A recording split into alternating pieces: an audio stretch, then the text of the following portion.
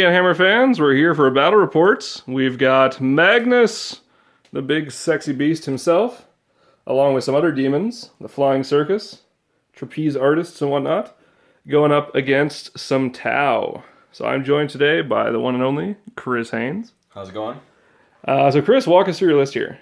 Cool, it's a pretty easy list. It's Magnus and 3 of his demon princes, all Marquezines, they have to be, all level 3s. And then I have a demon cad with 2 units of pink horrors, 11 strong for the 2 dice. And I have a level 3 herald on foot. Awesome. And what have you got for powers? Yeah, so it's a long list. Magnus knows everything from the 2 Tzeentch lores. Yep. This guy, he has telepathy, 1 and 6 and shriek, which is the Primaris. This guy has telepathy 3 and 5, so invisibility. And then he has shriek as well. And then the yellow guy... Actually, they all have shriek. There you go. He has a 1 and 5 in shriek. So 1 and 5 on demonology. Oh, demonology, okay. And then shriek. And then, of course, my herald has 3 and 4 on demonology and summon. Awesome. And the horrors have 2 and 3 on change. Yeah. Fantastic. So it's a different list. I wanted to do something that was like flying circus-ish. And the theory is that Magnus, he basically, within 18 inches... makes the princes ignore line of sight. Yep. He also gives them +1 to harness warp charge. So they harness it on a 3+. Now they also have re-rolling to cast. And spell so the theory familiars, is, yes. from the spell familiars, is that I can 1-die all my a lot of my powers because the 3+ re-roll is just pretty good. And then for every time Magnus has a spell in the Chaos Space Marine lore, that every time I pass a successful spell within 12 inches of him, he gains an additional warp charge. So the theory is that I get to cast like 6 or 7 powers, and then it powers Magnus up, and he gets to use all the dice again. Awesome. All right, we'll be back looking over the Tau list. Okay, and we are here with the Tau side of things. So, seen before. No, there's 10 new models in this list. Well, yeah, 10 new ones. So we've got a Tau Cad with a commander, drone controller, radium armor, 1 marker drone, joining a unit of 4 marker drones. Got 2 crisis suits with bonding knife ritual and a missile pod. Then we have got a Storm Surge, Pulse Driver Cannon, Flamers, Precision Shots, 4+ Invul Save, and Interceptor. Then we've got the Null Maiden Task Force with 2 units of Sisters. The ones with black bases here have Flamers. The ones with sand have Bolters. And then we've got a Riptide Wing with 2 solo Riptides, each with Burst Cannon, SMS, Skyfire, and Interceptor. And then we have a unit of 3 Riptides, each with Burst Cannons and Smart Missiles. And then one of them, let's say this guy, because he's the most remarkable one, has Skyfire and Interceptor. And the other 2 have Target Lock and Interceptor. And that is 1,850 points on the nose. All right, hey guys, this is our game. So starting off, I won the role to deploy first, go first, and I decided to let Chris go first. Make Chris go first. Come on, I let you. So the reasoning behind that was I figured if I go first, if I deploy first and go first, you're just going to end up counter-deploying me anyway, right? And with the 2 units of pink horrors, there's effectively no way I can actually table you. I mean, even with 1, there's no way. Even if you set up directly in line of sight, it would be incredibly difficult to pull off. Especially in ruins going to ground and whatnot, it's just not feasible. So I figured rather than make it more difficult than it needed to be, I just let you toss your stuff on the board and go. And, if I got a seize, great. If not, set myself up so it wouldn't matter with the sisters. Yeah, from my perspective with this army, you did get +1 to seize, which made it a really tough choice. But I don't mind going first because it means I can get in the air and buff my stuff first. I don't mind going second because it means I can null deploy. So what I did in the top there is I put horrors in ruins and then pink horrors in the other set of ruins. And I put everything up on the line in kind of a little flying formation so that I could touch the board. Just because I was like, I'm going to go for it. If he seizes and screws me, it is what it is. Because if I null deploy and I go first, I could end up losing this game pretty big. So I ended up just putting them all up on the line, and I was like, I'm going to do as much damage as I can turn 1. And then you're deploying as well. Yeah, so my deployment here, basically, I wanted to have the 2 sisters units on either side, make sure all my stuff was within 12 inches of that, but not within 6 inches for that good old one eye open. Yeah, so you have 2 sisters units, 1 in each ruin. Yep. So I literally can't make any of your stuff shoot.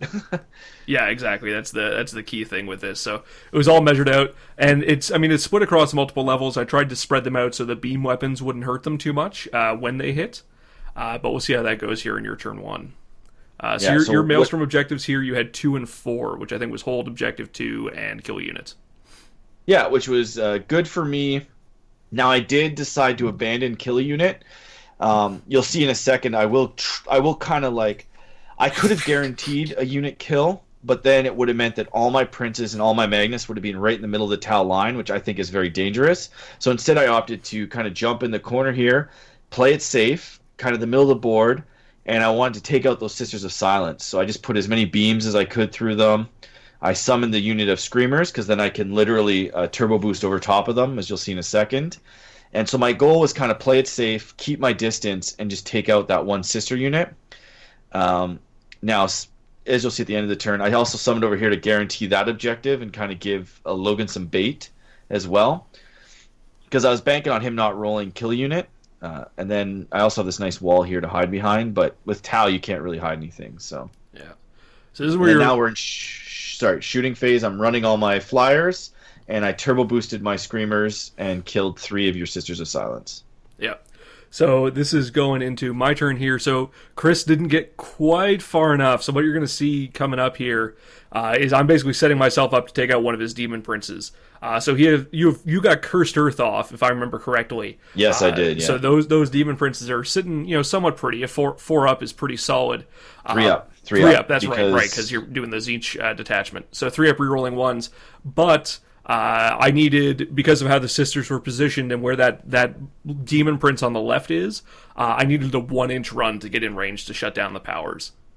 So I was able to get a couple Riptides over there. One of those in the unit of 3 has Skyfire, and the 2 on the far left do as well. Yeah, well, that's the thing is, like, now that I underestimated the threat range of the Sisters of Silence with the run move, and I could have easily just gotten out of range. I should have done that, or I should have used my Screamers better as a blocking force. Mm-hmm. I should just put my Screamers right in front, made you go around. But even then, you roll a 3 on your run, you're still there. So yeah, I don't think I was in a good place. Either way, I think I should have just played it even more safe and just kept everything away. But right now, I guess you're shooting my Prince pretty much with everything. I've taken off your Seekers there, actually. So I did get kill a unit for this one. I got 2 and 4 for my objectives as well. So figured I'd deny you a point and take those guys off as well, so I don't have to deal with them later on. Yeah, well, I didn't get the kill unit, but I ended up getting my objective anyway. Yeah. So that's it. And then we'll see if you can kill my Prince, which I kind of spoiled it. Yeah, that's 4 wounds right there.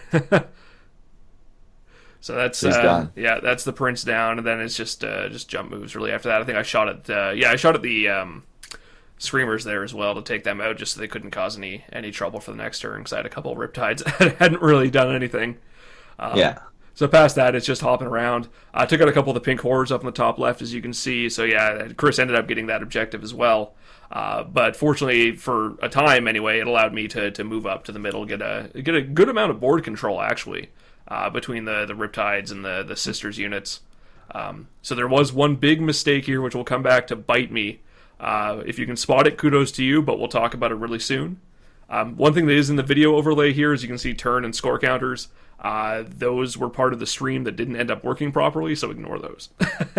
That will not be in future ones. I'm moving all my flyers to right on the board edge, so I'm like an inch away, or on the board edge, depending on which angle I could get. And so my plan is, with those Sisters of Silence, I can't do a lot, and they're really hurting me. So I was like, I'll make sure I'm in beam range. I can put like 3 beams through the last 2 Sisters, and then I'm just going to run off the board. That was kind of my thinking, and get my objective. So what objectives did I roll round 2? Round 2, you had 1 and 2, so hold objective 1 and 2. Yeah, which should be pretty easy for me. I got those blues I created last turn, and I have some OBSEC pinks near both objectives, so should be pretty good. I summoned another unit of Screamers, which could be my... take out any Sisters that I failed to kill with my beams. Yeah, exactly. So you put me in a tricky position in this turn, in that your blue horrors up there only needed about, I think, an 8 or 9 inch charge from where they were to hit my Riptides coming up here in not too long. You also summoned a unit of Plague Bearers there just to make sure you get that objective, just sort of double wrap it. So there you can see. And the reason that, Yeah. I would have loved to summon pink horrors. I just don't have. Well, I do now, but at the time of filming, I didn't have all 5 of my units of pinks. I only had 2. So, Yeah. ideally, I would have summoned pinks instead of plague bearers. But they do the job. They get on the objective. You also have to use maybe some ignore cover on them, which sucks out your marker lights. Yeah. But my blue horrors did make the 8-inch charge. They did get in.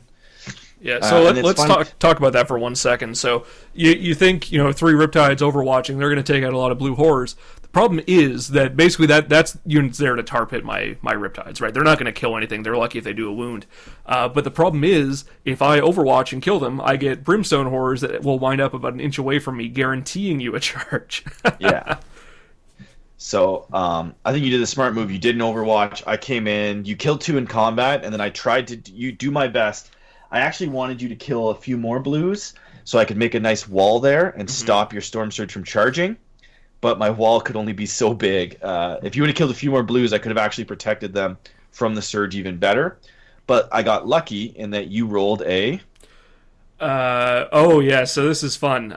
So started my turn here. Remember I mentioned the position of the Sisters and the Storm Surge here. Is I ended up rolling a 1 on my 1 eye open. It was just 1 inch too close. I should have moved the Storm Surge further away. I even thought about it and mentioned it in that turn, and just didn't do it. So that was a huge mistake on my side, unfortunately. Yeah, so he couldn't charge me anyway, so I didn't need the extra brimstones to block. Yeah, exactly. But you're gonna basically just use your marker lights. You're gonna brutalize my plague bearers here. Yeah, the plague bearers went bye. But again, you're able to put me in a pretty tricky position just because of how bad Riptides are in combat with this. Is I have to effectively stay away from those, not the brimstones necessarily, but the pink horrors up in the top left and anything you can summon in there. Because they're just going to come over and sit on me all game, like is going on in the middle here. And because of you rolled the 1 on the Storm Surge and you're in combat, my Screamers I summoned actually, because you had to use 2 Riptides to kill my Plague Bearers, which was probably the smart move, I have a Screamer unit that just basically gets unmolested and chills. Yeah, exactly, because the Storm Surge couldn't do anything. I did manage to finish off the blue horrors there, and they did pop from instability, so... Based on just brutal. Yeah, based on the LVO rulings anyway, because the rest of the unit went away from instability, he gets nothing as a result of it. No brimstones. So take that for what you will. It's the way it's going at the event we're going to, so we decided to play it that way. Yeah, and so all my stuff that flew off the board comes on.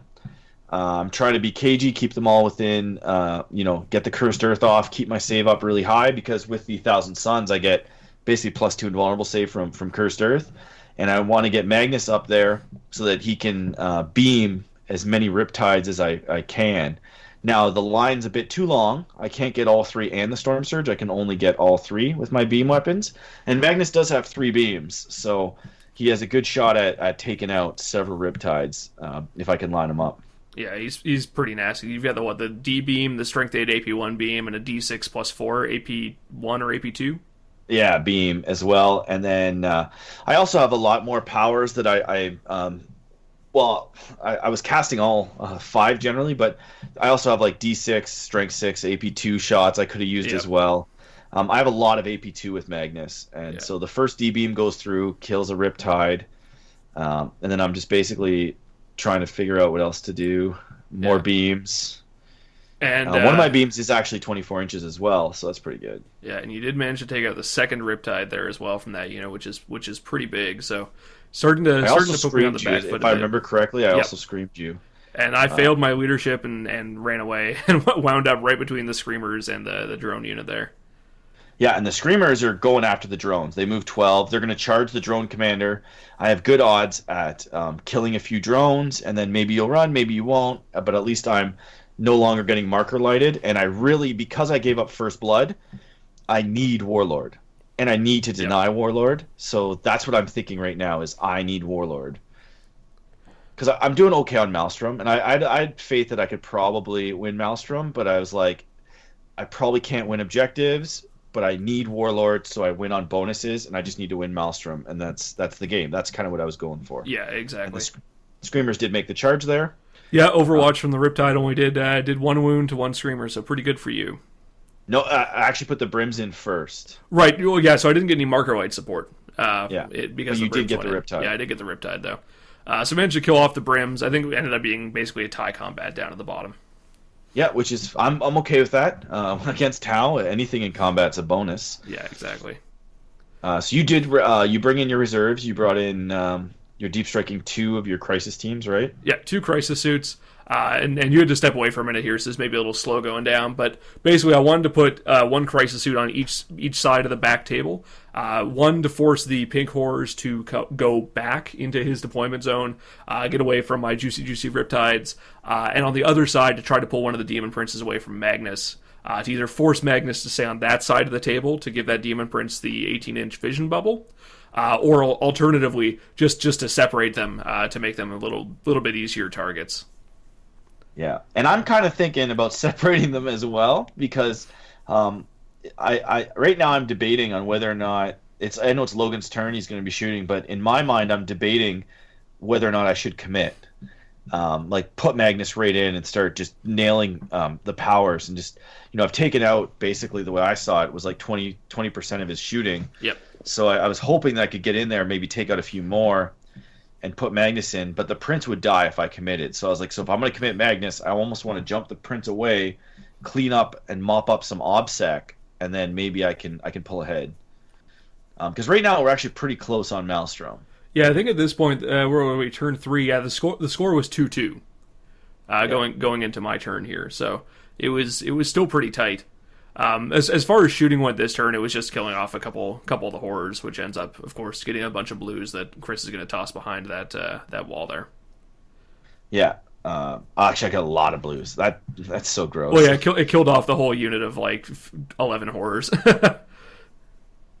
And that's the wicked part is you can't shoot my blues now. I put them as far forward as possible.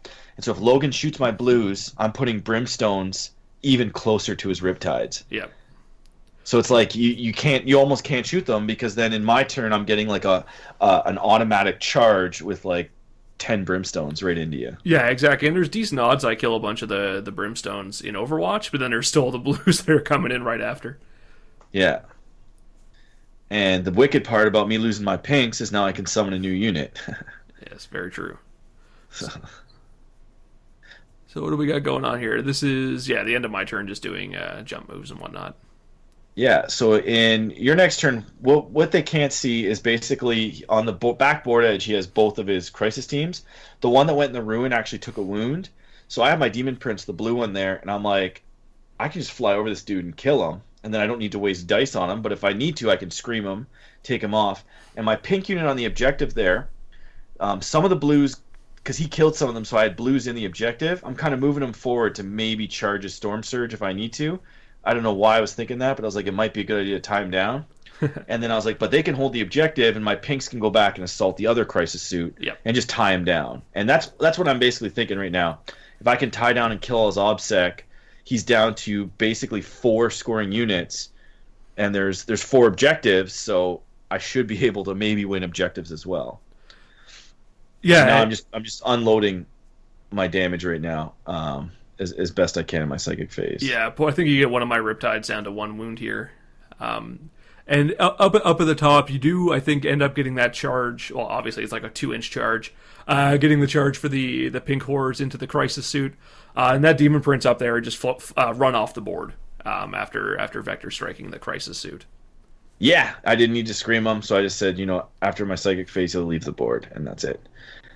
I really like that running off the board, man, because you can use his dice and you can use his powers, and he's gone. He's safe. Yeah, exactly. It's a really cool thing to do. It's 2d6 too, so odds are you just gotta it's pretty easy to get within 4 or 5 inches of a board edge usually, and you just boom right off. Yeah, absolutely. And when you come on from reserves, I mean, granted you can't go off the same turn, but you can just sit yourself up right next to it to move off the following turn. Now, I make a huge mistake here. So this turn, I figure, is my chance to get into Magnus. He's on his 3+. There's no Cursed Earth left. This is basically the best I can hope for. Because my other sister's unit is gone as well at this point. Though I don't remember to what necessarily, but either way, they're gone. So what I decided to do is Hailfire with all my Riptides. So I've got 2 here that have Skyfire and 1 that doesn't. And I just unload into Magnus. And I move the Storm Surge over to the right to grab an objective, because I wanted to get that Maelstrom point. 'Cause in this turn I had, what do we have here? 1 and 3. So yeah, I wanted to sit on my objective 1. That also sets me up to get near objective 2 for the sort of the end of the game there, sitting in the middle. Now, what was great about this is that I managed to get a whopping 1 wound into Magnus out of all of this. Yeah, And T7's still pretty good, man. T7 is really good, but what's really annoying is, you see there, so he's taking his wound. He actually got grounded at the end of that, but was too far away for my Storm Surge to charge. But if I had left my Storm Surge where he was, it would have been fine. You sure I got grounded? I thought Yeah, I made you my did. grounding check. No, you failed it, and I was slapping myself for not being able to charge, because Yoshi was ragging us in the chat. Well, then did I go back in the air? Yeah, you end up flying again. Yeah, So- which was my mistake. I should have just went right into your Riptides. Yeah, you could have just forced and punked them. So this is in your turn 4 now. Breaker and probably Warlord. And I'm just trying to do as much damage as possible. Now, the unfortunate thing is that Magnus actually failed to cast his D-Beam 2 turns in a row. Yep. Which would have been really handy right about now to have Logan have 1 less unit on the board, because then I would have had like a max win. Whereas now I'm basically winning Maelstrom, winning Linebreaker, and I'm just kind of... That's it, man. If the game doesn't go on another turn, that's the best I can do. Yeah, exactly. And it's worth noting as well that that wasn't Chris being greedy. That was with 7 dice casting it on a 2+, and it failed 2 turns in a row. So Yeah, really, 3-1s. really bad odds. But, So yeah, this goes into bottom of 6 here for me. Basically, I'm just checking to see if I can possibly get Linebreaker and hold an objective, but it's not doable. So basically, you just sit down. There's really nothing I can do. I think I take some pot shots at the Demon Prince over on the right-hand side. But all I can do at this point really is try to endure Magnus. He's going to kill something in the next turn if the game goes on. Yeah, and well, even that my Demon Prince survived. Even him, like they're both on the ground. I'm pretty sure I could kill that one Riptide there and take that easily. objective. Easily. Magnus with Force too. Magnus would probably run away, to be honest, and clean up, help the blues out on the other objective, and then maybe the Demon Prince would hit the other Riptide. But that's that. So the game ended 6-4, right? 6 to me? 6-5. Yeah, 6 for 6-5. you, 5 for me. So you ended up we ended up tying primary. You got Maelstrom, and I got 2 points, I think, on yeah, we both got 2 points or something on tertiary. Or I got 1 point on tertiary. You won primary. Oh, that's right, yes, because I had the 2 and contested your 1, yeah. So I won primary, you won secondary, you got 2 on tertiary, and I got 1 on tertiary. So really close game. Yeah, it was a really well played game. We both made a few mistakes, but I don't regret keeping Magnus in the air anymore after rewatching it, because I feel like I went with the guaranteed minor win as opposed to risking a major win. Yeah, Because if I risked it, I could have maybe killed your Storm Surge in combat, or you kill me and then you just win big. Yeah, a single think lucky I think I roll played would it swing safe. that game heavily for me. Yeah, so because I for a while after this game, I was kicking myself with regards to the keeping Magnus in the air at the end there, but now I don't. Now that I see that, I was like, oh, I was basically guaranteed the win turn 4 or turn 5 or whatever if I kept him in the air and alive. Yeah. So that just goes to show, guys, like you just play the scenario, because that Tau army is like scary, and Logan plays it very conservatively, and he denied my powers for 2 turns, right? Yep. And then I think it went really well, yeah. No, it was a great game, great learning experience. I mean, I think the big takeaway for me is no amount of firepower is going to deal with Magnus. Unless he's sitting on the ground, he's not got much, and you've got some D shots to pump into him, then I'll by all means go for it, especially if you're playing with uncomp D. But if he's in the air, or you don't have any D to deal with him, it's almost just not worth shooting him. T7 is huge, and with a 3+, it's about with the reroll ones, it's like a 20% chance to wound him. So you're dealing with most weapons, even like scat bikes, are wounding him on a 5. And if he's flying, you're hitting on 6s unless you have Skyfire. It's not worth the investment. You got to take out the stuff that supports him just to reduce the amount of dice he has, which is really, really difficult to do with the new Pink Horrors. Yeah, well, I've actually even dropped the Pink Horrors for Kairos and a unit of Brims, just so that I don't bleed those 6 kill points. Because, like, as you said, you could literally just be like, okay, I'm going to get 6 kill points and kill his 2 pink units and blues and Brims, etc.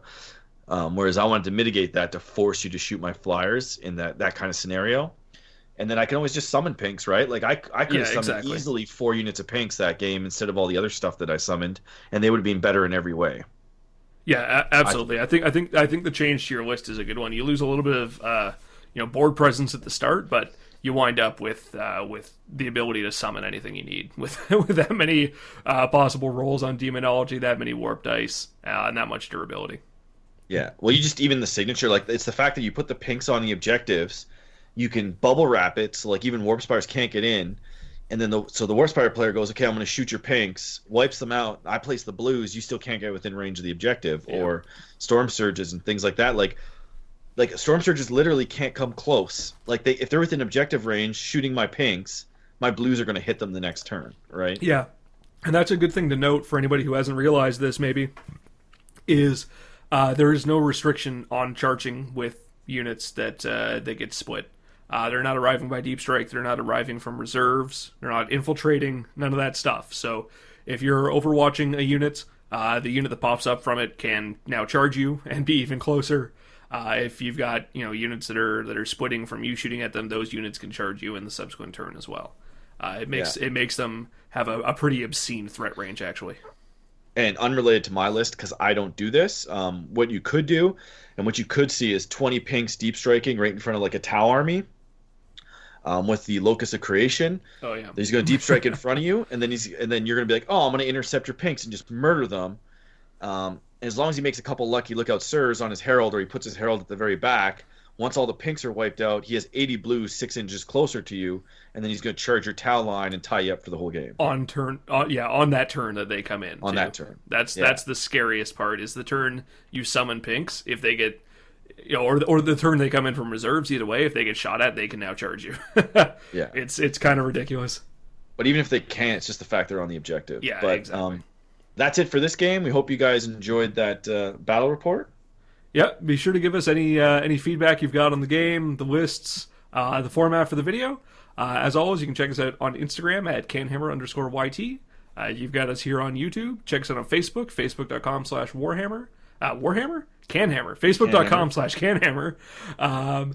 What else we got? Twitch TV/CanHammer TV for some live streams for our podcast, some games, some hobby streams. And of course, if you do like what you see and you want to support us, we really appreciate it. Check us out over at patreon.com/CanHammer. There's all sorts of cool stuff for being a patron. We got t-shirts, we got dice, we got free entry to tournaments, all kinds of good stuff. So check that out, patreon.com/CanHammer.